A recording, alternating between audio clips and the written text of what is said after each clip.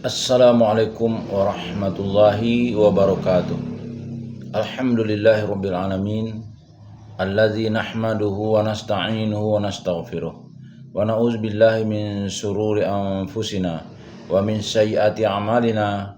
May yahdihillahu fala mudhillalah wa may yudlil falan tajida lahu waliyyan mursyida.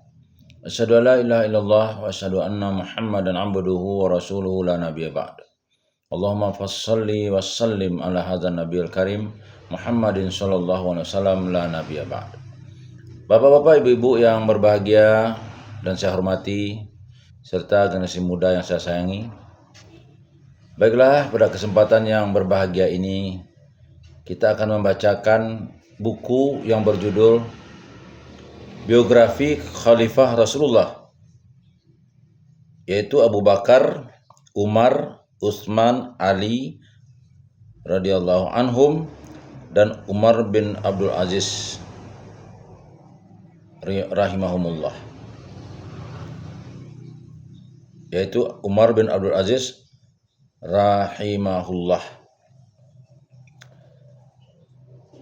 Buku ini ditulis oleh Khalid Muhammad Khalid dan diterbitkan oleh Ummul Qura, penerbit Ummul Qura, yaitu yang beralamat di Ciracas, Jakarta Timur. Baik, kita akan masuk terlebih dahulu kepada pengantar penerbit. Alhamdulillah, segala puji hanya milik Allah Rabb semesta alam. Hanya kepadanya kita memuji, memohon berlindung, menyembah dan berserah diri. Miliknya lah jiwa dan raga kita, untuknya lah salat, ibadah, hidup dan mati kita. Salawat dan salam senantiasa tercurahkan kepada Nabi Muhammad SAW, keluarganya, sahabat-sahabatnya dan segenap pengikutnya hingga akhir zaman kelak. 1400 tahun yang lalu, saat Rasulullah SAW menerangi jazirah Arab dengan cahaya Islam, lahir sosok-sosok mulia yang setia mendampingi dan melanjutkan perjuangan Rasulullah SAW, merelakan harta dan nyawa sebagai petebusan demi membela apa yang dibawa oleh manusia pilihan. Muncul seorang lelaki yang santun, lembut dan pengasih, tapi memiliki sikap tegas terhadap prinsip yang ia yakini. Dialah Abu Bakar As-Siddiq radhiyallahu anhu, lelaki konglomerat yang tanpa berpikir panjang menyatakan keimanannya di hadapan Rasulullah SAW. Lelaki terpandang yang selalu membenarkan apa yang disampaikan oleh sahabatnya Muhammad SAW, meski itu mustahil. Juga lahir sosok lelaki yang tegas, keras dan tak kenal kompromi terhadap kebatilan. Dialah Umar bin Khattab radhiyallahu an, seorang lelaki pemberani yang dijuluki Al-Faruq, pemisah antara kebaikan dan kebatilan oleh Muhammad SAW. Dialah lelaki yang begitu diharapkan keislamannya oleh Rasulullah SAW. Ya Allah, perkuatlah Islam dengan salah satu dari dua Umar bin Khattab atau Amr bin Hisham. Juga hadir sosok pemalu, pengasih, toleran dan dermawan. Dialah Utsman bin Affan radhiyallahu anhu, sahabat kaya raya yang senantiasa mendermakan hartanya untuk kepentingan bersama. Dia membeli sumur rumah milik Yahudi, satu-satunya sumber air bersih, kemudian digratiskan kepada masyarakat yang membutuhkan air. Dia jualah yang mengeluarkan hartanya yang melimpah untuk mendanai pasukan Islam yang hendak berangkat ke Tabuk. Juga datang seorang laki-laki cerdas, tegas, keras, tapi tetap santun dan penuh kasih sayang. Dialah sepupu Rasulullah SAW, sekaligus menantunya tercinta, Ali bin Abi Thalib radhiyallahu an. Dia sosok yang piawai dalam peperangan, tapi juga memiliki kecerdasan dalam bidang keilmuan. Buku biografi Khalifah Rasulullah yang ada di hadapan Anda ini berusaha mengungkap sisi lain yang jarang disentuh oleh para sejarawan tentang 4 sosok mulia yang dijamin surga itu. Tidak ketinggalan, buku ini juga menampilkan seorang khalifah yang adil dan zuhud beberapa dekade setelah berlalunya era Rasulullah SAW. Ya, dialah Umar bin Abdul Aziz rahimahullah. Buku ini menceritakan 5 khalifah Rasulullah dengan bahasa yang indah, mengharu biru, dan penuh dengan ungkapan-ungkapan sastra. Tidak semua sudut kehidupan 5 tokoh ini disebutkan di dalamnya, tapi hanya menampilkan bagian-bagian yang krusial dan jarang disentuh oleh buku-buku sejarah lainnya. Di bagian yang menceritakan tentang fitnah pada masa Ali, ada beberapa ungkapan subjektif dari penulis yang terlalu menyudutkan Muawiyah bin Abi Sufyan. Oleh karenanya, sebagai bentuk usaha memberikan keterangan yang adil, kami tampilkan di bagian akhir buku ini tulisan pembanding yang kami nukil dari tulisan Syekh Ali Muhammad As-Sahalabi. Pada bagian itu, kami sodorkan kepada pembaca keterangan objektif tentang perseteruan antara Ali dan Muawiyah. Mudah-mudahan buku yang kami terbitkan ini bermanfaat bagi kita semua dan selamat membaca. Jakarta, November 2013, Ummul Qura, belajar Islam dari sumbernya. Bismillahirrahmanirrahim. Mereka itulah orang-orang yang diberi Allah petunjuk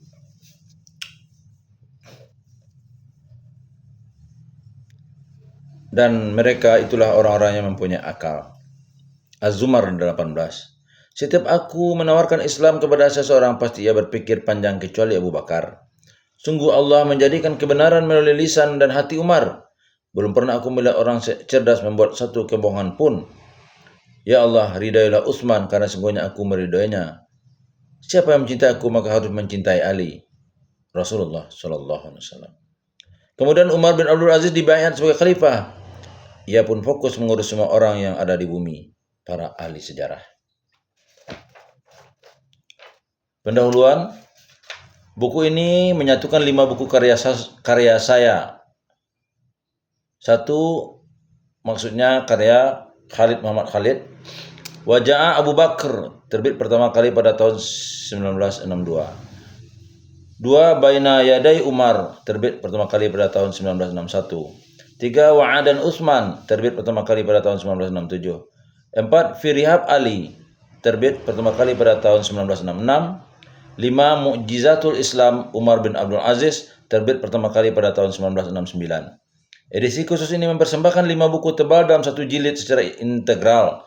Mengingat kelima buku yang dimaksud membahas topik sejarah yang sama, membahas tentang sirah dan analisa tentang 4 khalifah Rasulullah SAW, Abu Bakar, Umar, Utsman, dan Ali. Selanjutnya sosok cemerlang Umar bin Abdul Aziz yang patut dan layak menyandang julukan khalifah kelima yang mendapat petunjuk. Saat menulis buku-buku yang saya persembahkan untuk para pembaca ini, sengaja tidak saya urutkan menurut periode sejarah kemunculan tokoh-tokoh tersebut. Sebagai contoh, buku Baina Yaday Umar lebih dulu muncul sebelum buku berjudul Wada'an Utsman.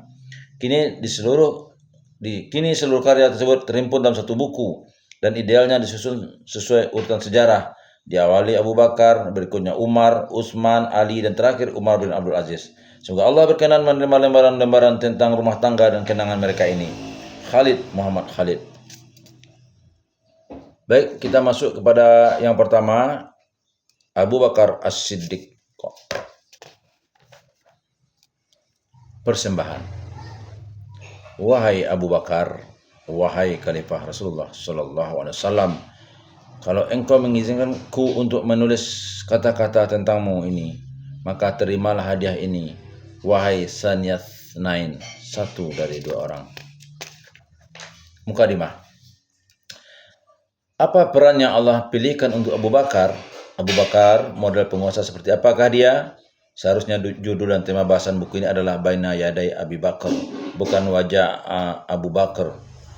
Setelah Allah memberikan inspirasi kata-kata sebelumnya melalui buku berjudul Baina Yaday Umar. Sebenarnya saya belum siap untuk menulis.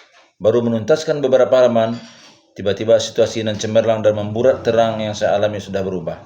Sebuah pemandangan unik dan mulia memenuhi ufuk depan saya. Akhirnya kertas-kertas tulisan baru sedikit itu saya jauhkan dari hadapan saya, lalu saya renungkan pemandangan itu. Pemandangan itu bermula seperti ini. Dalam rentang waktu tiadanya seorang Rasul pun, Allah hendak mengutus seorang Rasul untuk mengembalikan agama pada esensi dan hakikatnya. Mengeluarkan kehidupan manusia dari kegelapan menuju cahaya dan dari kegalauan menuju kebenaran. Allah memilih seorang Rasul, Muhammad bin Abdullah. Wahyu turun, perjalanan Al-Quran dan penuh berkah pun dimulai. Inilah pawai luhur yang diberi tugas untuk mengubah dan memperbaharui nurani umat manusia. Muhammad, wahyu dan Al-Quran. Namun pawai ini terlihat seakan berhenti sambil mengamati. Rupanya ia menanti seseorang untuk mengisi kekosongan di tengah-tengahnya. Pawai ini takkan bergerak maju sebelum ia datang. Seseorang yang dimaksud bukanlah Nabi, tetapi dialah yang akan meneruskan peran Nabi. Seketika burung-burung pipit berkicau, berita gembira datang. Orang itu datang juga, dan datanglah Abu Bakar. Datanglah seorang yang tanpa pikir panjang ataupun ragu, yang selalu berkata kepada Nabi, "Engkau benar, engkau benar."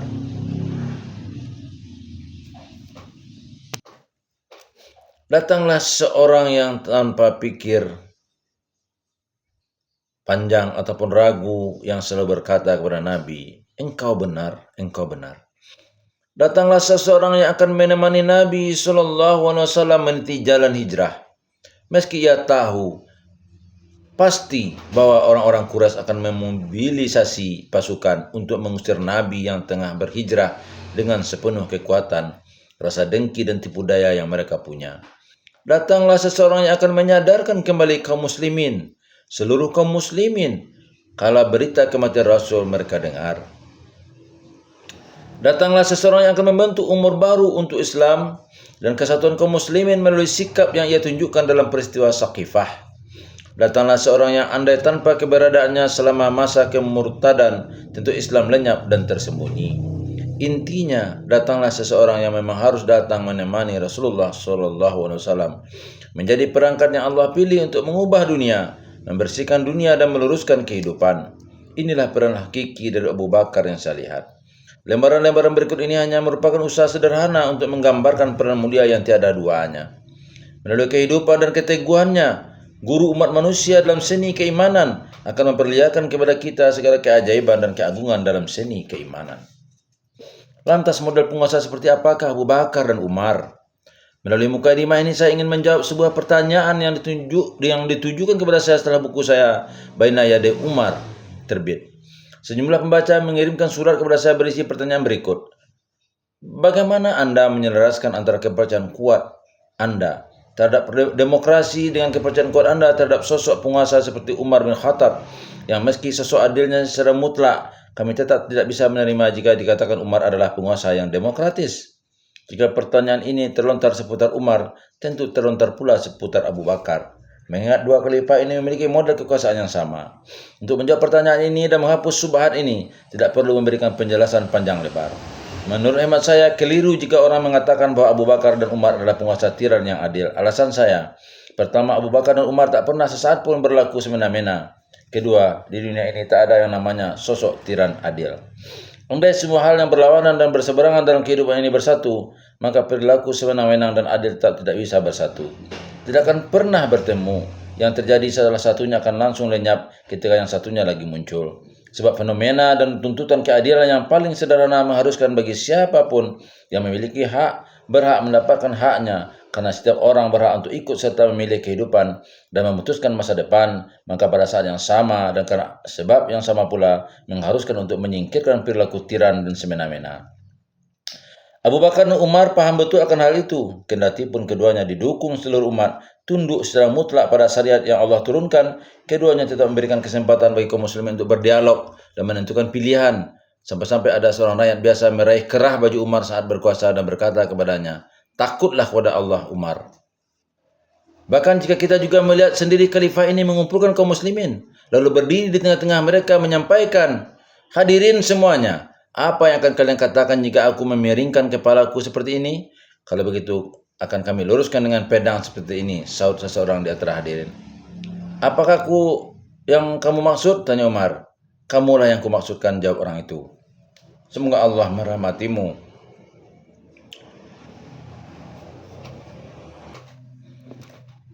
Segala puji bagi Allah yang menjadikan seseorang di tengah-tengah kalian yang akan meluruskan jika aku berlaku tidak lurus, kata Umar. Bisakah penguasa seperti ini disebut sebagai penguasa tiran adil?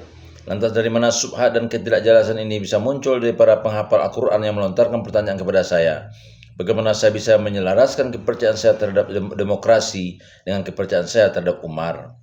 Bukannya saya mengungkiri logika subhat ini, hanya saja logika seperti ini membentuk dirinya ketika banyak sekali bagian dan cahaya hakikat yang hilang. Abu Bakar dan Umar memang tidak terlihat sebagai penguasa demokratis, karena saat itu memang tidak ada lembaga-lembaga demokrasi seperti saat ini. Parlemen, undang-undang, oposisi, kebebasan pers. Tentu salah besar jika permasalahan Abu Bakar dan Umar diposisikan seperti ini. Kita akan bisa memahami dengan lurus jika jawaban atas pertanyaan ini adalah sebagai berikut. Apakah tidak adanya lembaga-lembaga demokrasi di tengah masyarakat kaum muslimin kala itu disebabkan karena dua khalifah agung ini mengingkari lembaga-lembaga tersebut? Berdasarkan karakter kekuasaan dan perilaku kekuasaan kedua khalifah agung ini, jawabannya tentu tidak. Tidak adanya lembaga-lembaga seperti ini murni disebabkan karena faktor zaman dan lingkungan, juga karena faktor kehidupan di Jazirah Arab 1400 tahun silam. Tidak ada bedanya dengan pertanyaan berikut, kenapa di masa Abu Bakar dan Umar tidak ada kebebasan pers? Atau pertanyaan berikut, kenapa Abu Bakar dan Umar tidak punya kedutaan di London? Periode sejarah yang ada di saat itu saya pasti menjawab kedua pertanyaan ini. Kendati pun karakter ruang dan waktu yang ada pada saat itu tidak mendukung Abu Bakar dan Umar untuk membentuk lembaga-lembaga demokrasi, keduanya mampu mewujudkan esensi demokrasi dalam lingkup yang jauh lebih luas di sela-sela lembaga yang mereka bentuk sesuai perkembangan yang ada kala itu. Meskipun perkembangan sosial yang terjadi saat itu tidak mendukung munculnya pihak oposisi secara struktural dan berwibawa, namun kritikan itu sendiri sudah dijalankan dengan cara efektif dan merata. Meskipun perkembangan yang ada saat itu tidak mendukung pembentukan parlemen untuk mengawasi pemerintahan dan membuat undang-undang, namun sistem musyawarah saat itu sudah menjadi salah satu syiar Allah, juga sebagai hak suci untuk seluruh lapisan masyarakat. Meskipun perkembangannya ada saat itu tidak mendukung adanya kebebasan pers, namun tutur kata tulus dan berani disampaikan oleh siapapun, didengar oleh khalifah dan bahkan diberi imbalan. Andai Abu Bakar dan Umar berkuasa di era sekarang ini, tentu memberikan pengalaman sistem demokrasi yang lurus dengan sebenarnya. Dan tentu keduanya akan memanfaatkan sistem ini hingga ruang lingkup paling jauh, dan tentu menerapkan bentuk-bentuk formal sistem modern ini demi merealisasikan esensi dan karakteristik sistem ini. Saya tidak ingin mengambing hitamkan kebenaran dengan menyatakan kondisi tersebut akan berlaku secara mutlak. Tidak, tetapi akan berlaku dalam lingkup keimanan mutlak Abu Bakar dan Umar terhadap agama yang mereka anut dan sesuai cara yang dibentuk oleh keimanan ini. Meskipun ada langkah hati-hati sedemikian rupa, namun tetap tidak meruntuhkan satu hakikat pun bahwa keduanya adalah sosok penguasa demokratis. Karena siapapun penguasa demokratis hanya bertindak sesuai koridor hukum yang ada di negaranya. Abu Bakar dan Umar bertindak sesuai batasan-batasan hukum yang ada di tengah masyarakat saat itu. Al-Quran di tengah masyarakat mereka saat itu memiliki wibawa seperti yang dimiliki undang-undang setiap bangsa dan negara. Bahkan loyalitas mereka terhadap Al-Quran jauh lebih besar daripada loyalitas bangsa manapun terhadap undang-undang mereka. Al-Quran menyebut dua di antara sekian keistimewaan demokrasi. Pertama, Al-Quran mewajibkan untuk bermusyawarah, bahkan terhadap Nabi SAW yang mendapat wahyu sekalipun. Allah Subhanahu Wa Taala berfirman, dan bermusyawarahlah dengan mereka dalam urusan itu. Ali Imran 159. Al-Quran menyandingkan musyawarah dengan solat kalau menyebut sifat orang-orang mukmin dan mereka mendirikan solat, sedang urusan mereka diputuskan dengan musyawarah antara mereka. As-Surah 38. Kedua, Al-Quran tidak mewajibkan ketaatan pada hukum-hukumnya dan menganut prinsip-prinsipnya kecuali kepada orang-orang yang telah mengakuinya, memilihnya dan beriman kepadanya, atau dengan bahasa kita saat ini bagi yang setuju. Sementara yang tidak mempercayai Al-Quran silakan saja hidup sesuai keyakinan, tradisi dan cara yang mereka pilih untuk menjalani kehidupan. Memang benar, Al-Quran bukan undang-undang buatan rakyat, tapi Al-Quran adalah undang-undang yang diakui dan diimani rakyat. Bahkan mereka rela mengorbankan nyawa demi undang-undang ini. Kaum muslimin yang beriman kepada Rasulullah SAW dan ikut berperang bersama beliau, beriman bahwa Al-Quran adalah wahyu dari Allah dan mereka wajib patuh. Setelah wafatnya Rasulullah SAW, Abu Bakar memikul tanggung jawab memimpin masyarakat sesuai keimanan ini. Setelah wafatnya Abu Bakar, Umar juga memikul tanggung jawab sesuai keimanan ini. Standar tepat untuk menilai kekuasaan Abu Bakar dan Umar adalah sejauh mana keduanya menghormati kitab yang diimani seluruh kaum muslimin dan mereka jadikan aturan hidup ini. Sementara di zaman kita sekarang ini, kehidupan tidak bisa berjalan dengan lurus tanpa adanya undang-undang yang mengatur kehidupan setiap bangsa. Undang-undang yang dibentuk oleh suatu bangsa bersumber dari keyakinan, tradisi, segala keperluan dan selaras dengan kemajuan yang telah terus diperbarui setiap hari. Kemajuan yang tak pernah berhenti apalagi mundur. Setiap bangsa siapapun itu bisa menyelipkan kebaikan untuk umat manusia seperti yang dikehendaki Allah, juga ketakwaan dan kebenaran yang diserukan agama. Menurut hemat saya, andaikan Abu Bakar dan Umar berkuasa saat ini sesuai aturan lurus yang dibuat rakyat untuk rakyat sendiri, tentu loyalitas mereka berdua pada aturan ini tidak sedikit pun mengurangi loyalitas terhadap Al-Quran yang menjadikan sumber hukum mereka berdua. Karena keduanya merupakan tipe manusia luhur yang mengandung keimanan terhadap umat manusia selain keimanan terhadap Allah. Takdir itu pasti tiba juga waktunya. Mekah. Negeri suci yang Ka'bah berdiri di tepat di jantung negeri ini. Tempat segala kesucian sejak Ibrahim dan Ismail mengangkat pondasi-pondasi Baitullah. Kehidupan di sana berlangsung panas sama seperti cuacanya, kuat seperti pegunungannya, dan santun seperti langitnya. Penduduk setempat tetap menganut keyakinan dan tradisi-tradisi yang sesekali mencapai titik luhur hingga ke puncak nan jauh, dan sesekali pula turun hingga menjadi bahan cemoohan dan ratapan. Di sekitar Ka'bah ada banyak berhala bertebaran. Orang-orang di sana bertingkah seperti anak kecil di tengah kelalaian zaman. Di tengah tanah suci yang sekian abad tetap mencerminkan panji Allah yang menjulang tinggi di muka bumi, yang menyeru para pengikut agama lurus dan tauhid.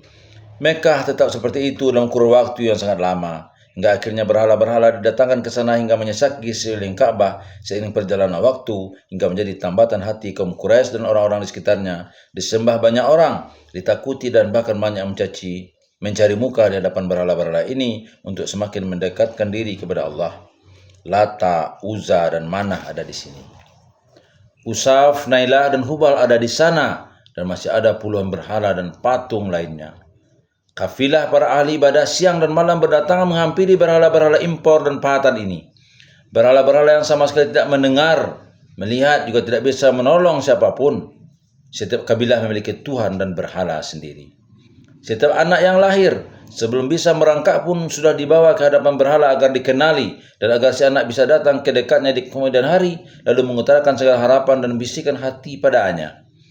Akal pun kebingungan di tengah hiruk pikuk khurafat.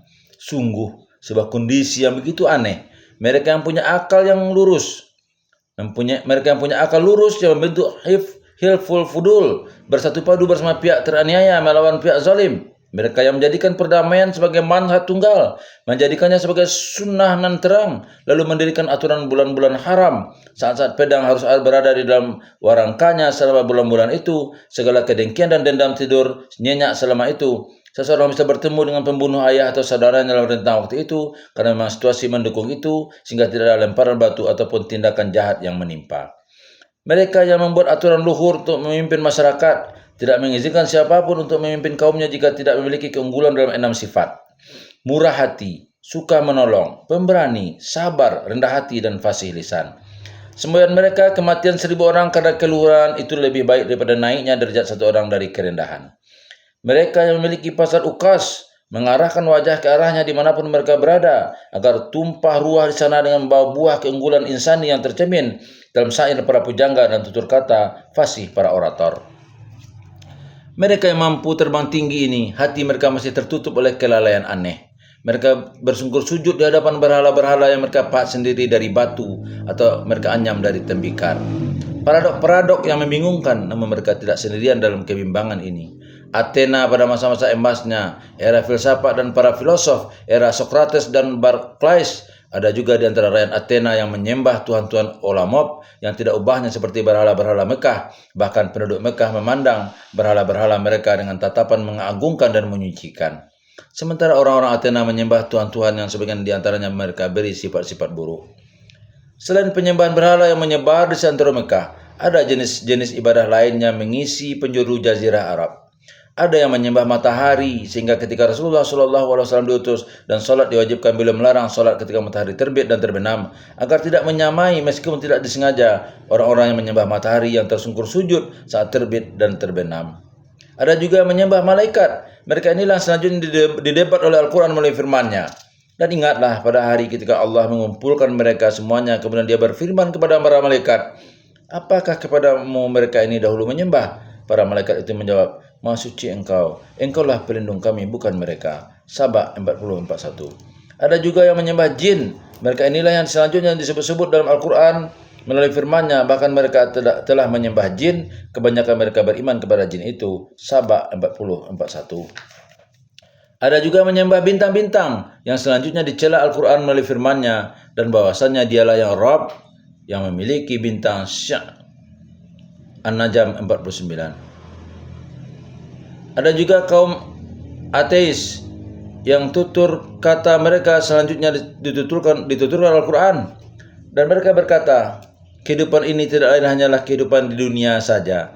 Kita mati dan kita hidup. dan tidak ada yang membinasakan kita selain masa. Tetapi mereka tidak mempunyai ilmu tentang itu. Mereka hanyalah menduga-duga saja. Al-Jathiyah 24. Malaikat, jin, bintang-bintang, dan berupa-rupa berhala. Lantas di manakah agama Ibrahim di tengah hiruk pikuk ini?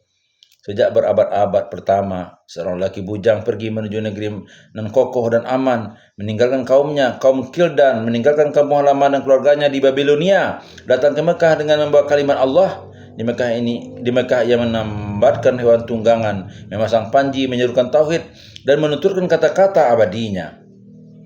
Sesungguhnya aku menghadapkan diriku kepada Rabb yang menciptakan langit dan bumi dengan cenderung kepada agama yang benar, dan aku bukanlah termasuk orang-orang yang mempersekutukan Tuhan. Al-An'am 79. Ia kemudian meninggalkan kalimat itu tetap menggema di ufuk jazirah Arab nan luas. Lantas apa gerangan petaka yang menimpa orang-orang di sana? Lenyapkah agama lurus yang beriman dan mengesahkan Allah di tengah paganisme yang tiba-tiba muncul, di tengah-tengah kesyirikan dan merayap? Apakah gerangan negeri nan aman ini mengalami kekeringan, tidak memunculkan orang yang memperbaharui agama asli semua orang, mengingatkan sebuah hakikat yang sudah lenyap secara lantang? Sama sekali tidak.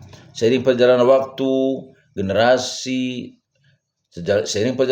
generasi, di sana tetap muncul para pemberi petunjuk dari waktu ke waktu, mengibarkan panji Ibrahim alaihissalam, meruntuhkan kesyirikan dan kesesatan dengan suara lantang. Mereka tidak sedikit jumlahnya, sebagian ada yang kita ketahui, sebagian lainnya tidak kita ketahui. Ada yang hidup ratusan tahun sebelum Rasulullah SAW, ada juga yang menjadi pertanda menjelang fajar Rasulullah SAW yang tidak lama lagi terbit. Sebut saja Suhaid bin Amir al-Mustaliqi yang termasuk kalangan pertama. Ia lantang menyampaikan akidah kebangkitan dan hari pembalasan. Ada juga Amir bin Zarif al-Adawani yang menyampaikan kepada kaumnya, aku tak pernah melihat sesuatu pun menciptakan dirinya sendiri. Semua tempat yang kulihat pasti diciptakan. Setiap yang datang pasti pergi. Anda yang mematikan orang adalah penyakit, tentu obatlah yang menghidupkan mereka. Ada juga Mutalammis bin Umayyah al-Kinani. Suatu ketika ia berada di tengah-tengah kaumnya di dekat Ka'bah, lalu dengan tegas menyampaikan kepada mereka, taatilah aku, niscaya kalian mendapat petunjuk. Kalian telah menjadikan banyak kalian berhala yang kalian sembah.